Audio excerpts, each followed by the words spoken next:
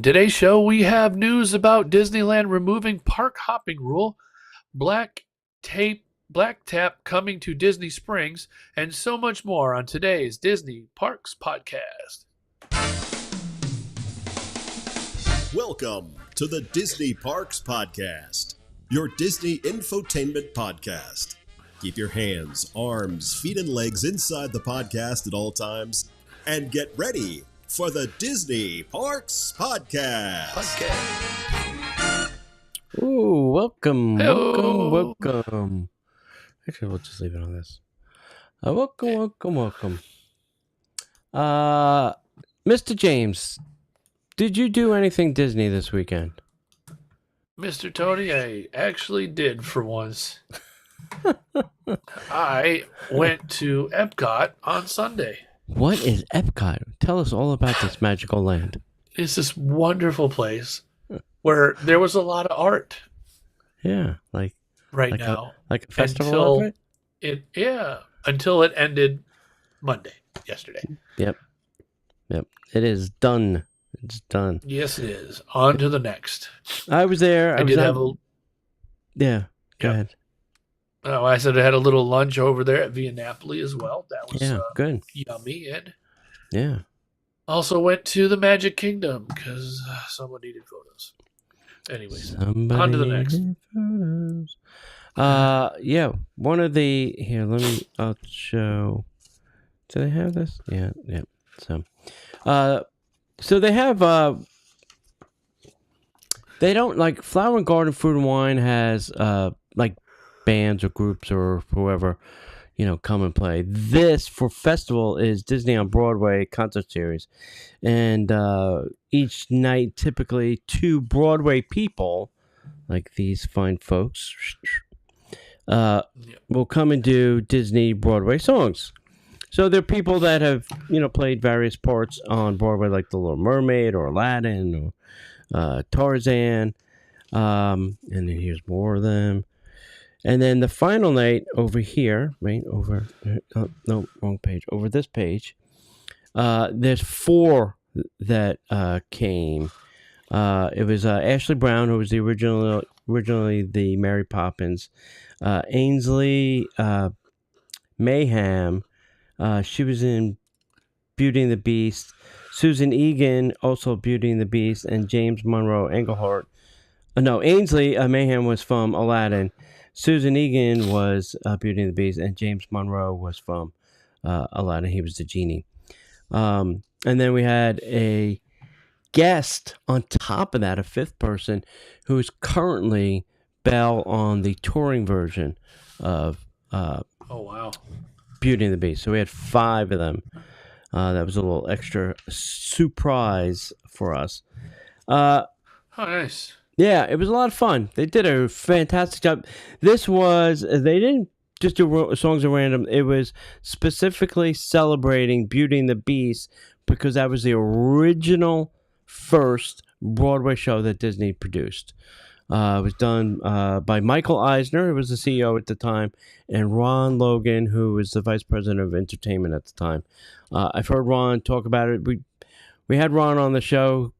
Go back and listen to that. Ron Logan. I'll see if I can link it up to the show. And you can hear Ron talk about his entertainment. Unfortunately, Ron passed away a couple years ago. I wish he didn't because I would have loved to have him on a second time and talk about more stuff. But bad on me, I guess, for not roping him in when I had the opportunity. But he was an awesome dude. So yeah, if you don't come to the Festival of the Arts because you don't think it's fun, it is a lot of fun. There's a lot of artists. If you like to collect Disney art like me, maybe don't come because you will leave your money and your wallet here, and you will have to walk home because you won't have any money left. Yeah.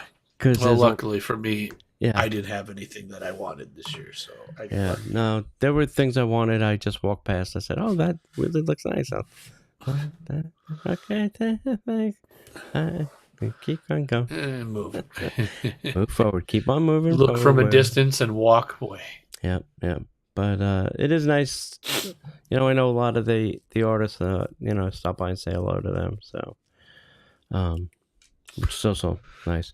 Listen, I still feel like even though they're successful in Disney art, I still feel like they're kind of starving artists because I don't, none of them will say. Not that I ask, but none of them will really confess to how much goes to Disney and how much they get. And artists have they all have like different contracts. Not all have a different contract, but there's different kinds of Disney artists. There are artists, I won't say name, but there is like one artist I know who can only sell his art when he is on Disney property. So he has to do all the printing, all the matting, all the bagging, and then bring it all to the park or Disney Springs, wherever he's going to be, to sell it. And then when he's done, he's got to haul it all off Disney property. There are other people like, say, Larry Dotson, Larry Dotson, his art sells in the art at Disney stores all year round, and he probably collects money from it. But what is his percentage?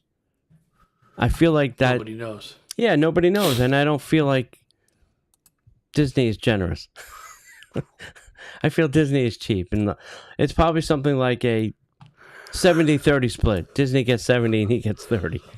Because they're like, hey, we're doing all the work. We got to store it and sell it, and I got to pay people to sell it and bring it up at the register. So I feel like they're still starving artists, even though they're successful enough that they have art being sold at Disney.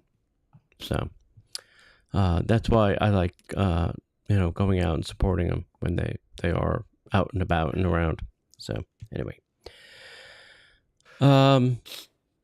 what did you? Yeah. So was there things that you saw because you're an Orange Bird and they usually sell a lot of Orange Bird stuff during the festival. Yeah, along with Orange Bird, Figment. No, more Oswald. Oh, yeah. Here. Yeah. If it's Oswald, I generally try to find it. I do like a specific artist. Unfortunately, he didn't have any newer unless it sold before I went because it might have. Yeah. I didn't get to go. I didn't go at all until the second to last day this year. Yeah. So who's the artist? By the time you go, then it's all picked down. I like Trevor Carlton. Oh, okay. Okay. Yeah, he's really good. He does a lot of Oswald. I've talked to him a few times, so cool. He says it's one of his favorites to do too. So I'm like, well, that works. Yeah. So luckily, I lucked out this year. Darn, I didn't get suckered in. Oh, because believe me, if it was there, I probably would have ended up with it. Yeah. Yeah. I know Tim Rogerson was doing some stuff, and I saw it. I looked at it. I picked it up, and I just put it down. You had to put it down. Yeah. Yeah. He's like, not today. Not today. I'm sure he also had some stuff in the pop-up art shop that they had in the old Vulcan building. I know it's probably still there. I haven't been down to that part of Disney Springs lately. So anyway. All right. Let's keep the boat moving. Sure. Hey, join us on Facebook Live. Every week we do the show live. Strange. Yes, we do. We're here. Weird. We're actually here. This is not a recording. Yeah, come join us in the chat. See, you can comment and post things, and then we can add things to the podcast, like from Kathy. Hey, that. See? Hi, Kathy. How are you? Good. Hope you're doing well. So yeah, come join us. We're live on Facebook and YouTube, and we get both comments in here. So, highly suggest you try that one week.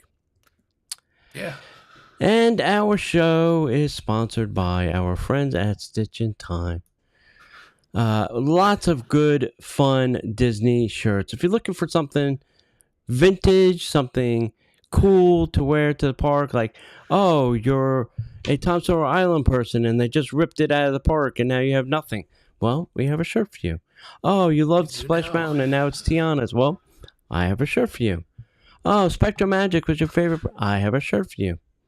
Oh, you love the Muppets, but they ripped the Muppets. I got a shirt for you. See where this is going? We do custom. If you want something on it, you want your family name on it, you're doing a whole bunch for a vacation, a reunion, family reunion. Give us a knock over at stitchintime00.etsy.com. And, even go over, just contact us and we'll do something custom.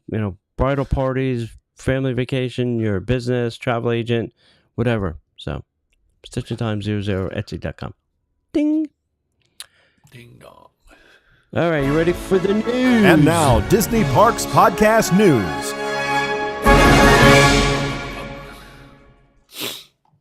All right. All right. Let's talk about dessert, mainly ice cream, or some version of it. New pint-sized Dole Whips available at grocery store near you. The iconic Dole Whip is officially available in a 14-ounce pint container at grocery stores. So yes, you can now have park vibes without scanning into Adventureland. No lightning lane required. That is actually a plus. The available flavors will be 3 by Dole, of course. Pineapple, the classic, legend, and the OG. You have a tropical, which is a guava passion fruit, and a mango. I want to try all 3 of them. Bad. Well, I've Honestly, tried one. I'm gonna try that one again. I just want to make sure it's the still the OG. Yeah. Now that I don't have to go far. Right. So, a little story behind the Dole Whip is the Dole Whip first debuted at the Magic Kingdom in 1984 during Dole's sponsorship of the Enchanted Tiki Room. It later arrived at Disneyland in 1986 and has been a fan favorite ever since. Nearly 40 years later, the obsession is still going strong. Is it the same as the parks? Not exactly, but close. In the parks, it's made from a dry mix blended with dairy-free soft serve base, and spun into that famous swirl. The grocery version is scoopable instead of soft serve, but it keeps the key features of 100% dairy-free, plant-based, and creamy texture. Well, there you go. Yeah. Now you're going to have to go run to your supermarket tomorrow and go find it. No, Before I it's don't all have sold to out. run. You'll be in I one. never have to run to the several. Oh, gosh. All right, hey, Big Top Souvenirs is closing for a long refurbishment over at the Magic Kingdom. Big Top is closed at the Magic Kingdom. And this is over in Storybook Circus area. Officially is closed. Disney says it will open later this year, suggesting that it's a little bit more than a quick refresh. A little bit more than paint. Construction walls are now up, fully surrounding the circus tent. Refurbished appears focused mainly on the exterior. The tent green roof had notably faded from the Florida weather. They didn't use enough of that lead paint, I guess. Nearby Pete's Silly Sideshow is also closed earlier, and its roof was completely removed. All right. Maybe it's a leaky. I think that roof does leak. I think I've been in there in the rain, and there has been some places. Character meet and greets like Minnie and Goofy are still happening nearby. Just a little construction flare in the background. The Smelephants and operational changes. The construction walls temporarily block 2 figures from the Smelephants on Parade Scavenger Hunt. The original ticket booth location. The Scavenger Hunt is still running 10 a.m. to 6 p.m. with cast members, assistant guests in front of the walls. Other changes.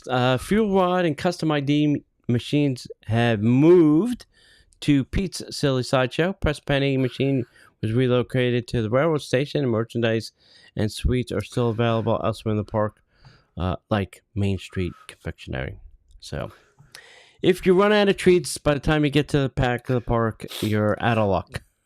Because that's what this was a place to get treats in the back of the park. Walk to the front. Well, you could take the forwards backwards train. Yeah. Yeah, there you go. Take the backwards train to the front.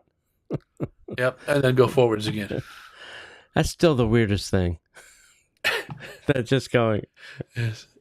Forwards, backwards, forwards. Do they call that an omnidirectional train, or is that a I bidirectional don't know. train? I don't know. I'm was very surprised- confused train. I was surprised that they didn't put like a train, an engine in each side, so that the guy didn't have to go. Yeah. I don't know. Anyway, all right, let's go. Well, this is hopefully good news. Mm-hmm. Disneyland will be removing the park hopping rule. Disneyland is officially getting rid of the long-standing 11 a.m. park hopping restriction. For years, guests with park... Hey, I know, this is good for me too. This is great.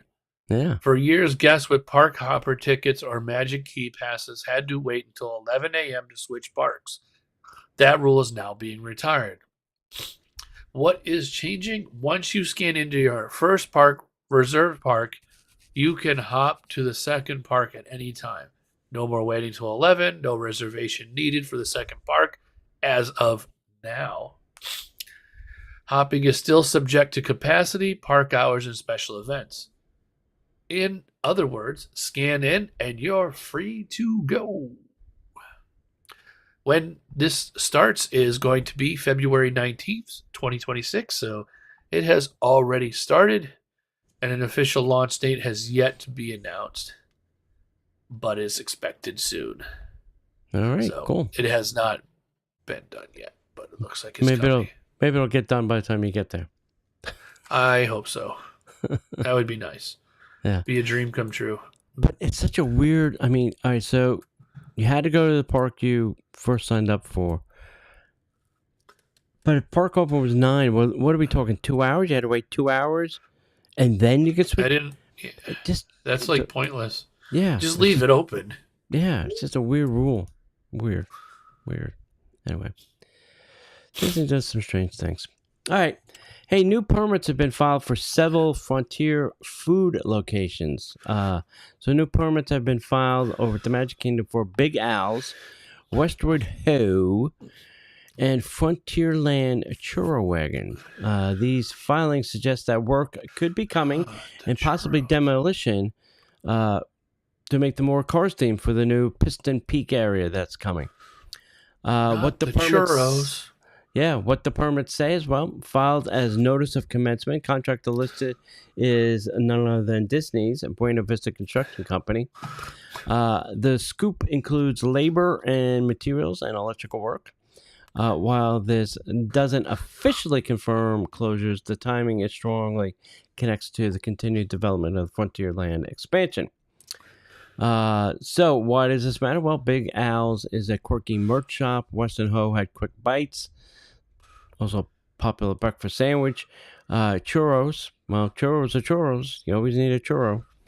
And, a lot of these are nostalgic places for people. So Disney hasn't announced any permanent closure dates or changes, but we'll have to keep an eye on it. If you have a chance, go look on the internet. There's a lot of pictures of this area now, specifically from Bio Reconstruct, who's got some aerial photos of what seems to be the pathway for the vehicles. It's concrete forms that are going to get filled with concrete soon, I guess, as soon as they lay it all out. So it kind of shows you the path of like a ride vehicle. Now, I'm saying a ride vehicle. It could be a walkway, but who knows? So go take a look on the internet and make your own decision. Is it a walkway or is it a ride vehicle path? I don't know. All right. I see you like to give me food today.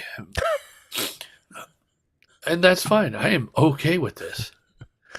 Crazy Shake by Black Tap coming to Disney Springs. Disney Springs is getting a limited time pop-up feature called Crazy Shake by Black Tap opening in March 2026. This won't be a full restaurant, but full restaurant, just a shake-focused pop-up serving their over-the-top Instagram famous milkshakes. What to expect? The special edition Mickey Mouse shake featuring vanilla frosting rim, Mickey sprinkles, Mickey shape, crispy treat, rock candy, whipped cream, cherry on top. In other words, ouch.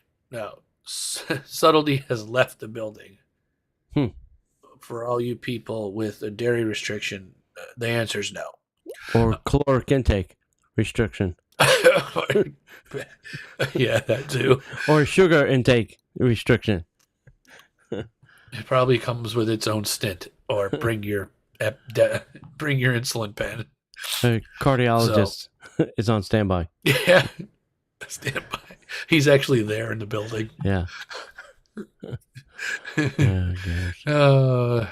Location details will be exact Disney Spring location has not been announced yet.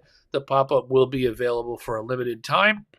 Black Tap already operates at downtown Disney, California, but the Florida version will focus strictly on shakes and grab and go style. All right. So that is it. We will have more when it opens. Yeah. Where do you think they're going to put this, Mr. Mayor of Disney Springs?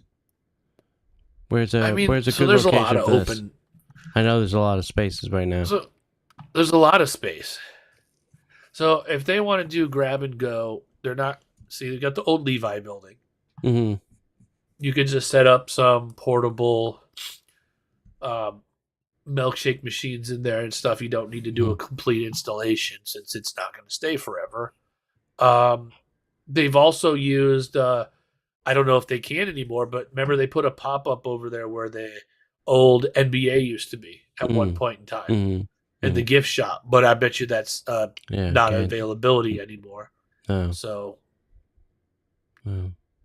we do have the old VR area over there by Marketplace. Right. So I don't know. There's options. Yeah. It really is actually a good amount of options. Yeah. All right. Well, I don't know. I'm trying to think of where else they could, unless they're going to operate a complete standalone pop-up. But that would not be ideal outside. I don't think so. Yeah. No. All right. Well, keep our eye on it. All right. Disneyland Paris Pass discounts are coming to Disneyland Paris restaurant self-service. That makes sense too. Yeah, Disneyland Paris is rolling out Disneyland Pass discounts directly at self-service restaurant kiosks. So guests won't need to visit a cashier to get their savings. The rollout timeline. Well, this launch in phases. February 24th, Cafe Hyperion. March 3rd will be the Toad Hall Restaurant. The 10th of March will be the Hollywood Garden Restaurant. March 29th will be the Nordic Crowns Tavern, opening with the World of Frozen. And then next summer, Casa di Coco, Restaurante di Fermi, will add kiosks. So how it works? Good well, job. You scan your Disneyland Pass QR code at the kiosk. Your discount is automatically applied. And for a Gold Pass, you get 15% off, excluding your alcohol. Silver Pass, you get 10% off, excluding your alcohol. So here's the bonus update. Cafe Hyperion kiosk will debut a new retro futuristic design in March of 2026, created by Walt Disney Imagineering Paris to match the Discoveryland aesthetic. So there you go. Huh. So I'd love to see this come to Disneyland and Disney World. You know, a kiosk. Yeah. Get rid of the cashiers and get rid of the lines. And just have this thing where I can get my discount. Boom, boom, ding, ding, done, done. You know? Yeah. I mean, when you mobile order, I get my discount. So I should be able to get it from a kiosk. Yeah. Wouldn't be that hard to implement it somewhere else. Yeah, it does make sense. So, cool.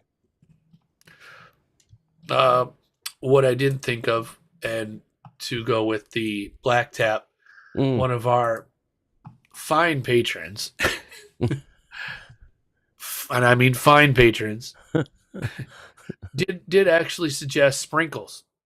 and that would actually be Oh, the yeah. ideal one Yeah. because it does have all the amenities in it. Yes, it does have all the features of It has the right amount of features too. of an ice cream So shop. that would actually be probably one of the best places if Yeah. they use it. Yeah. So Yeah, that might that'd be a might great actually location. be, yeah, and Yeah. it would, and Yeah. it makes sense because it does have probably has the right kitchen stuff. They wouldn't have to do anything hmm majorly drastic to it. Yeah. Assuming So Sprinkles is leaving that stuff in there. If not, Well, obviously it's still a good I mean, location and still could be does- retrofitted easily with that equipment. when I would say, does Disney not have like an abundance of extra equipment they can borrow? I'm sure. I mean, let's I'm be sure. honest. Yeah. I'm sure. Hey, look, and it does well enough in that place. Maybe we'll get a black tap. See Yeah. what happens. Yeah. That would be fine. I would like Yeah. something new. Yeah, I would too. So we have the availability. Plenty of open buildings. But then I'm saying, so we have there's Haagen-Dazs. There's the other Yep. ice cream place by the AMC. Yeah, the Salt and Spoon. Salt Spoon. We have Ghirardelli's. Ghirardelli's. I feel like I'm missing all the. There's the Dole Whip place over on the bridge to. Yep. We Yeah. have the tutu or the what is it? The sorbet place across from Boathouse. Strawberry place across from Boathouse. There's plenty of ice cream Oh. at Disney Springs. There's tons of options. Maybe this is a bad idea. Maybe that's why they're Hey, doing look, the pop. I think people like it. Maybe Yeah. Blacktop is saying, "No, let's see if this is a good place for us. You already have 5 locations for ice cream. Let's see if we can Yeah. pull any money out of this rabbit."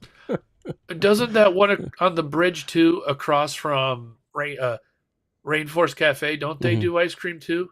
The little kiosk on the bridge. I've only gotten Dole Whip kind of things there, so I don't know. I can't remember. It's Okay. possible. I know they do a bunch of possible. weird stuff, so Yeah. they're kind of like that viral weird, like limited Disney puts out like that Yeah. once a month thing. Yeah. Flavor of the day, flavor of the week, Yeah. flavor for the Speaking hour. of things in the flavor of this flavor's rotation at Salt and Spoon or Straw, you should be there. It's chocolate Oh, right now. So and isn't that a regular flavor?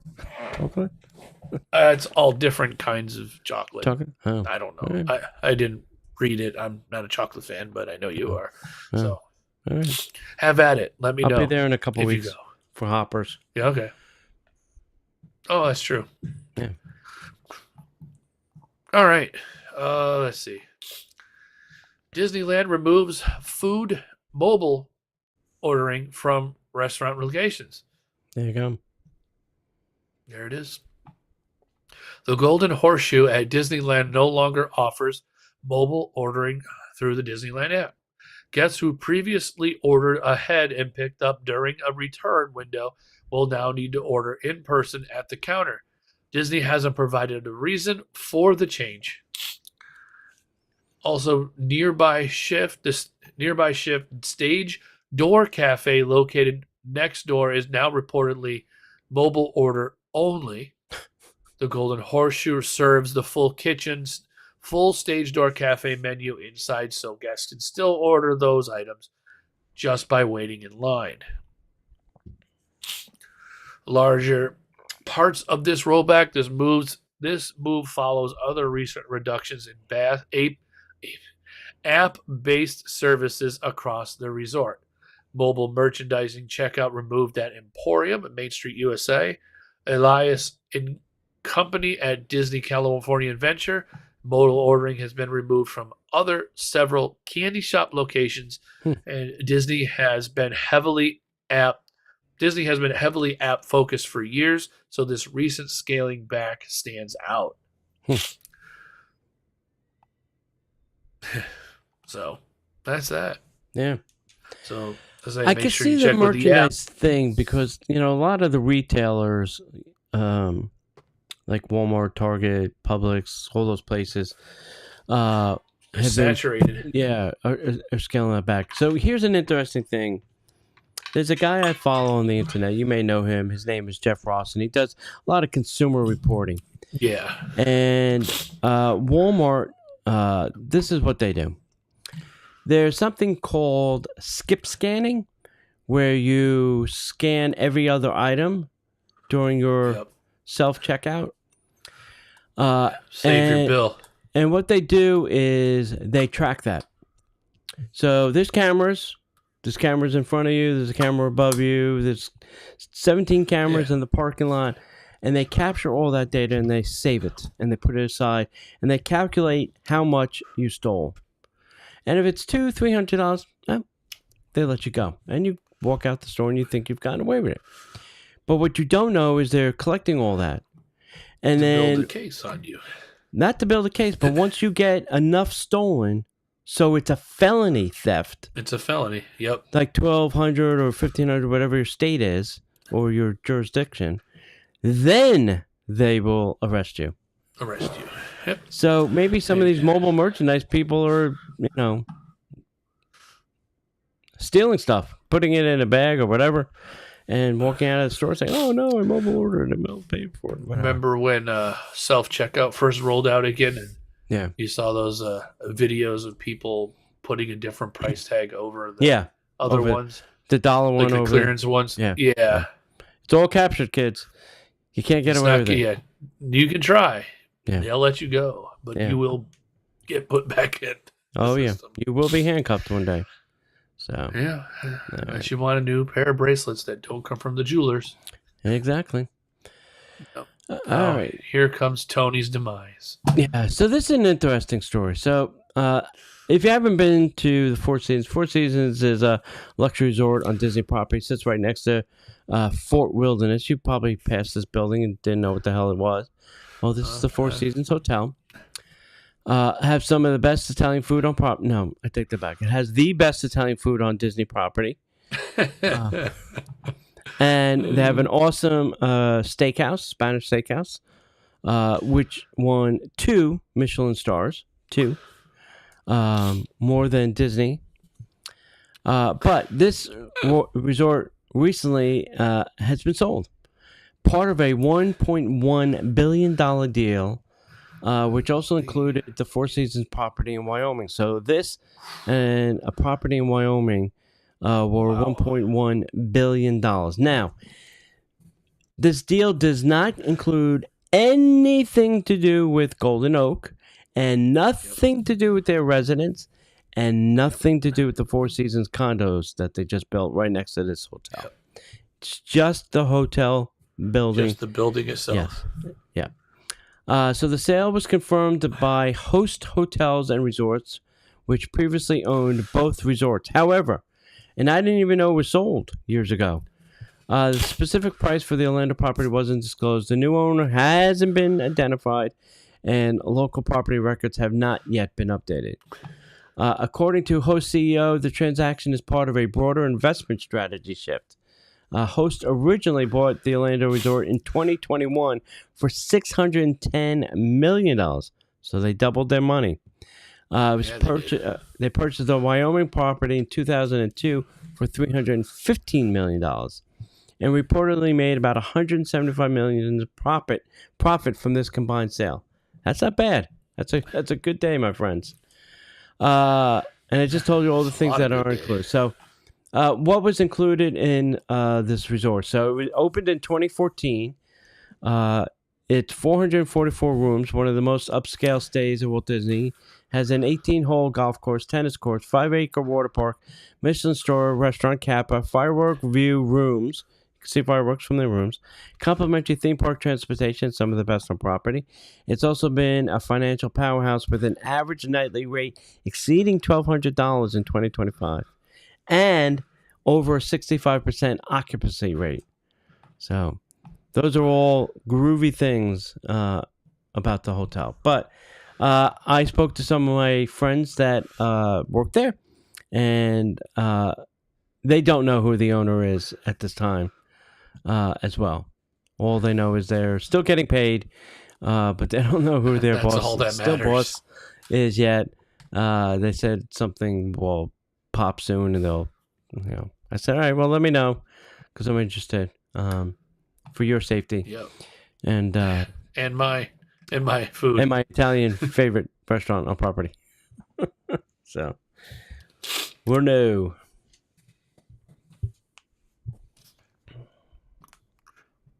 And we're back Mm-hmm. to Tokyo now, doing things that they do. Tokyo Disney Sea Food and Wine Festival has returned Mm. from April 15th to June 30th of 2026. Tokyo Disney Sea will host its third annual Food and Wine Festival from April 15th through June 30th, celebrating global cuisine across all 8 themed ports, including Fantasy Springs. This year's event ties into the park's 25th anniversary, featuring special Jubilee Blue decorations throughout the park. The Ratatouille themed editions will have new offerings inspired by Pixar's Ratatouille. Will debut, including themed decor at New York Deli, special sandwiches and desserts featuring Remy, and Chef Imagination courses meals at Magellan's and Ristorante di Canelito, inspired by the film. Food and beverage highlights are quick bites and tasting flights at each theme port, about 15 wine varieties plus beers, cocktails, and non-alcoholic drinks, seasonal gourmet ticket sets, returning scallop garlic butter popcorn. Huh. I'm down to try it. I wouldn't say no. Dedicated pickle. Wow. Dedicated pickup lanes for guests using festival tickets. If you want a pickle lane, go right ahead. Special menus begin April 8th ahead of the official festival start. Some entertainment and atmosphere will also be added. 2 entertainment acts at American Waterfront. The Groovy Jammin' Chefs, music themed to food, including songs from Ratatouille and Beauty and the Beast. And Fun Custodial, a playful, spontaneous performances. Festival decorations include flowers, wine barrels, banners, and themed photo spots. There's some merchandise. Special festival merchandise launches April 8th, featuring Mickey enjoying world cuisine, Remy-themed items, and Remy shoulder plushies and headbands. The Disney hotels will also join in this festival for the first time. 2 integrated Disney hotels will participate. Tokyo Disney Sea Hotel Miracosta and Tokyo Disney Sea Fantasy Springs Hotel. Select dates will feature curated dining experiences, wine pairings, themed buffets, and special chef-led culinary programs. Advanced registration is required. Nice. Good stuff. Yeah. Disney, Tokyo Disney does some nice stuff. They are definitely hitting it. And I can tell you that both of those hotels are very beautiful looking. Yeah. My brothers have stayed in both of them. Yep. I feel like the Miracosta sounds like a deluxe, and the Fantasy Springs sounds more like a moderate.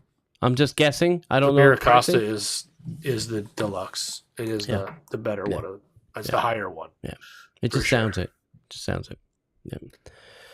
All right. How about, James, are you ready for the headline news?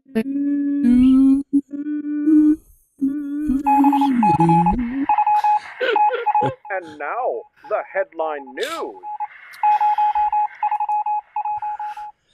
right. Hey, Disneyland people, Monsters, Inc., Mike and Sully to the Rescue will remain available until 2027, so it's not being refurbed quite yet. If you are a DVC member, they announced the December 2026 dates. If you like going to that annual meeting, mark it off on your calendar. Maybe you can go. 9 in the morning, now. folks. Yeah, book your DVC now. Hey, the Droid Factory BDX Droid action figures are coming to Disney Park soon, so that should be interesting. Everybody will run and get a dozen and sell them on eBay. So you may want to get there day one. Get yours before they're sold on eBay. Rock and Roller Coaster gets a new steel construction permit ahead of the Muppet transformation. So maybe they're going to cut a hole in the side of the building and cut out the steel and put in a new coaster. Who knows? That'd be weird. Yeah, it wouldn't be. I don't know. It would probably be the first time. Because I don't, listen. When they took all the track out for Big Thunder, I think that was the first time they've ever done that. So It was. I was doing some research. It's never been tore down yet. That bad. So maybe they learned a lesson and they're going to do it on this. I don't know. But it'll be interesting. So A huge undertaking with that Yeah. one for Yeah. retracking, though. yeah. So stay take- tuned. what Stay is- tuned. It's Another gonna get 2 interesting. years if that's the case, because Thunder's been down for almost 2 years now. Yeah. Stay tuned. All right. We need a rumor alert. Hey, there's a rumor going around that Mr. Josh Tomorrow is not 100% pleased with the plans for Villains Land, and he wants it to be more ambitious. So, listen, it's just a rumor. We don't know. Don't get excited Nope. quite yet. D23 is this summer. Maybe we'll hear an update. Maybe we won't. Maybe they'll come with a new plan. Maybe they won't. But we'll have to sit tight and see. It's just a rumor. Yeah. But we don't know the details. So to say, oh, it's going to be, if somebody said at the expo, oh, we're getting this, we don't, is that bigger and better? We don't know because they didn't tell us what we were getting. So don't get too excited. And over at Star Wars Galaxy's Edge at the studios, they built a new seating area that's near the popcorn area of the Toy Story, kind of that back area that connects the two. Yeah. Well, there's a little seating area there, and they recently installed some lights. So now you can get popcorn and go sit in the seating area there. And, Actually see the seats, you mean? yeah. You can chow down on popcorn in Star Wars Land. With one There foot you in go. Toy Story, 1 foot in Star Wars Land. There you go. So, all right, Mr. James, anything else we got to chit-chat about? I don't think so. Lime Garage is still under construction, which Oh, nice. everybody loves because parking's been pleasant. What are they just doing I it don't- one floor at a time? I think so. I think the tentative was to be done by March. I think that's what they said. Are they But, I mean, changing the honestly, Christmas I don't- lights? I don't know what they're doing. They did it to orange one level at a time, and other than putting brighter lights in later, I didn't honestly see much of a Oh. difference. Yeah. So Maybe they went from those plasma lights to LED lights. yeah, those were the LED ones are way bright. Yeah. That's for sure. Yeah, it's like you're in a operating room. Minus the meat locker Operation. feeling. Minus the operation. And the Yeah. anesthesia. That too. Well, it is an operation to get out of there sometimes. All right. Well, hey, kids, hit us up on our socials. Yeah. We are live every Monday. You come to Facebook or YouTube, wherever you like. You can comment and say, hey, I've done that. I did that. I want one of those. Whatever you want. Come and join us. We are live every Monday, 8 p.m. Eastern. And don't forget to please visit our Etsy shop. It's stitchintime00.etsy.com. We have a great bunch of shirts. We have a great bunch of stickers and decals I've made. So go check out all that stuff at Stitch in Time. And Mr. James, tell them where to hit us up. If you can't find us here online, you can find us in the parks.